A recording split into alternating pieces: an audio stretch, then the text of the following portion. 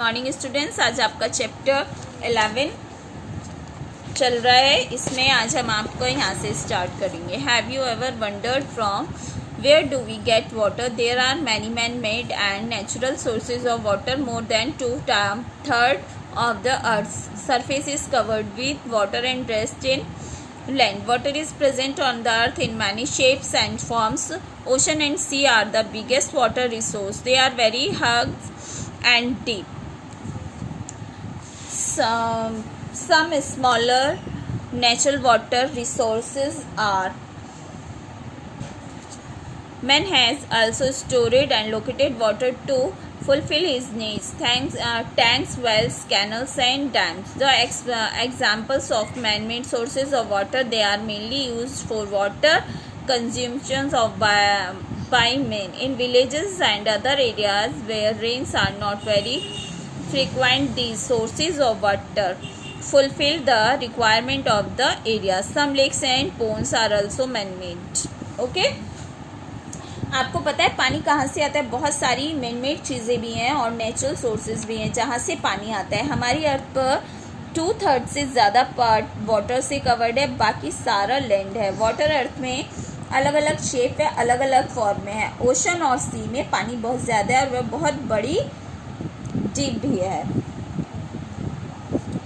हम कुछ small natural water resources पढ़ेंगे। लोग पानी को अपनी ज़रूरत के लिए स्टोर कर लेते हैं। किसमें? टैंक्स, वेल्स, कैनल्स और डैम। सब मेन मेड सोर्सेज हैं वाटर की विलेज में और कुछ दूसरी जगहों पर जहाँ बारिश ज़्यादा होती है वहाँ लोग उस पानी से काम चलाते हैं। कुछ लेक भी मेन मेड होती हैं। वाटर आइस और स्नो की फॉर्म में भी होता है। ये कोल्ड एरियाज में मिलते हैं जहाँ पर टेम्परेचर लो होता है और पानी बर्फ बन जाता है। Okay.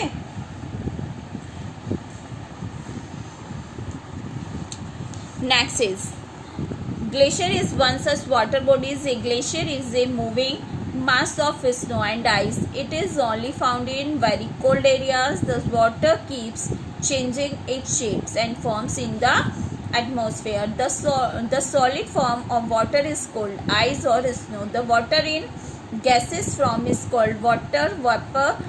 Thought the water changes its shape. The amount of water does not change. It remains the same. Glacier भी एक वाटर बॉडी है। ये एक स्नो और आइस का मूविंग मास है। ये ठंडी जगह पर मिलते हैं। वाटर अपनी शेप चेंज करता रहता है। वाटर की सॉलिड फॉर्म को आइस या स्नो कहते हैं, है ना। जब देखिए बर्फ क्यूब जम जाता है तो वह सॉलिड फॉर्म हो जाती है और जब वाटर गैस फॉर्म में हो जाता है उसे वाटर वेपर कहते हैं। वाटर की शेप चेंज होती है लेकिन उसका अमाउंट चेंज नहीं होता है, वो सेम रहता है। ओके। इसके बाद हम पढ़ेंगे water pollution. We see how much we depend on water in our daily life. On the other hand, we unconsciously cause a lot of damage to the water every day. Washing clothes, bathing, using chemical soap and detergent, industrial wastes and disposal of other waste in water. All these pollute water and make it unfit for consumption. आपने भी देखा होगा कि हमारी life water पर depend है। Water के बिना कुछ भी नहीं है। हर ज़रूरत के लिए वाटर चाहिए होता है। वाटर के बगैर कोई भी डेली बेसिक काम नहीं हो सकता है। डेली यूज़ में हमें वाटर चाहिए ही होता है और जिसमें कि हम दूसरे हाथ से दूसरी तरफ हम वाटर को डैमेज भी करते रहते हैं, वाटर को ख़राब भी करते रहते हैं। जैसे कपड़े धोना, नहाना, केमिकल सोप और डिटर्जेंट यूज़ करना। इंडस्ट्री से जो वेस्ट पानी में वेस्ट निकलता है सारा वो हम पानी में डाल देते हैं। अब पानी को प्रदूषित करते हैं। इन चीज़ों से हम वेस्ट पानी को प्रदूषित करते रहते हैं और पानी खराब हो जाता है ना। इसलिए हमें पानी को साफ रखना चाहिए। Next is water conservation. Water is very important for us. We should not pollute it. Here are some points which should be kept in mind to conserve water. Do not leave the tap open. Use water wisely.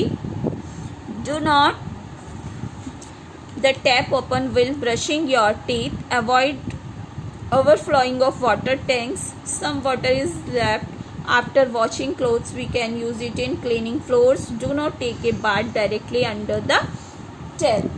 Water हमारे लिए बहुत ज़रूरी है, इसलिए हम इसे pollute नहीं करना चाहिए। वाटर को सेफ रखने के लिए उनके स्टेप्स पढ़ेंगे। First, do not leave the taps open, use water विजली। हमको टैप खुला नहीं छोड़ना चाहिए। Do not let the tap open while brushing your teeth, brush करते हुए पानी बंद रखना चाहिए, खुला नहीं छोड़ना चाहिए।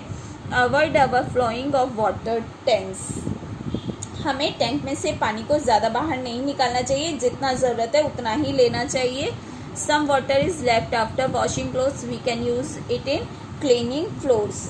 कपड़े धोने के बाद जो पानी हमारा निकलता है उसको फेंकना नहीं चाहिए, उससे हमें फ्लोर को साफ कर देना चाहिए, वरना तो हमें इस पानी को हम पेड़ पौधों में भी डाल सकते हैं, कुछ भी ऐसा काम कर सकते हैं कि ये पानी हमारा यूज़ हो जाए, वेस्ट ना जाए। Do not take a bath directly under the tap, हमें टैप के नीचे बैठकर नहीं नहाना चाहिए, हमें बाल्टी में पानी लेकर नहाना चाहिए। जितना ज़रूरत है उतना यूज़ करना चाहिए। ओके, पानी को हमें बिल्कुल वेस्ट नहीं करना चाहिए, पानी हमारे लिए बहुत ज़्यादा यूज़फुल है। ठीक है, ये तो आप लोग भी जानते हैं। हमें पीने के लिए भी ग्लास में उतना ही वाटर लेना चाहिए जितनी हमें प्यास है।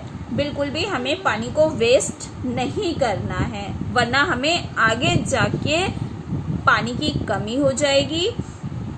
तो इसलिए हमें पानी का बहुत ज़्यादा ध्यान से पानी को यूज़ करना है। ओके, तो बच्चों इसमें मैं आपको ये बुक एक्सरसाइज करा चुकी हूँ। क्वेश्चन आंसर मैं आपको होमवर्क में सेंड करूँगी जो आपको करने हैं। अगर किसी ने बुक एक्सरसाइज फिल नहीं की है तो अपनी बुक एक्सरसाइज भी फिल कर ले। और मैं आज आपको एक्टिविटी भेजूंगी, वो आप एक्टिविटी बनाकर मुझे सेंड करेंगे। जो एक्टिविटी मैं आपको भेजूंगी वो आपकी हाफ ईयरली की है। Okay, good day.